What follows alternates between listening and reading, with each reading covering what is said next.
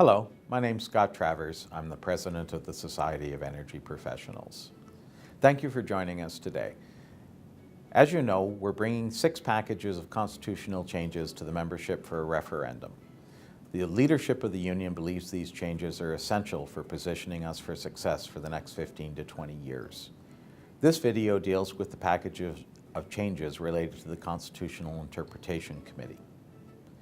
Constitutional Interpretation Committee, as it exists now, has 3 distinct tasks: interpretation of the Constitution, oversight of the Chief Returning Officer during elections, and pre-screens for compliance and discipline processes. So we're proposing changing the name of the Constitutional Interpretation Committee to the Screening Committee.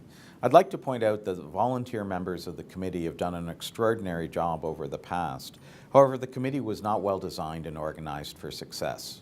We've learned through experience that we have high member turnover on the committee, and perhaps most importantly, there's very few opportunities for the committee to exercise their original function, as constitutional interpretation disputes are quite rare. So when we look at the 3 tasks of the committee, if we look at other unions in the area of constitutional interpretation, we find the most common model is for the President to make the initial interpretation of the Constitution. And that's what we're proposing here. The President will make the initial interpretation of the Constitution, and if there's any disagreements with those interpretations, they can be appealed to the elected Board of Directors, and the Board of Directors will have the final say on the appeal.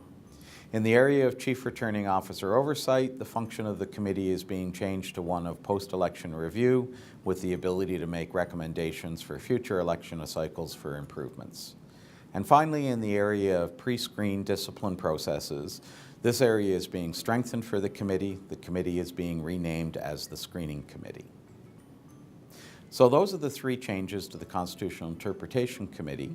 If you look at the constitutional language in the chart you see in front of you here, you can see in the Constitution, Section 15.6 deals with the Constitutional Interpretation Committee. The existing language says, "The Society Council shall annually appoint a committee to perform the following functions: A, arbitrate any disagreements arising out of the interpretation of the Constitution, policy, and bylaws, and B, serve as the screening panel under Article 24, compliance and discipline." You can see in the proposed language here, highlighted in red, that what was formerly A, arbitrate agreements out of the interpretation, is now struck, as that duty, as I explained, is being moved to the President with appeal to the Board.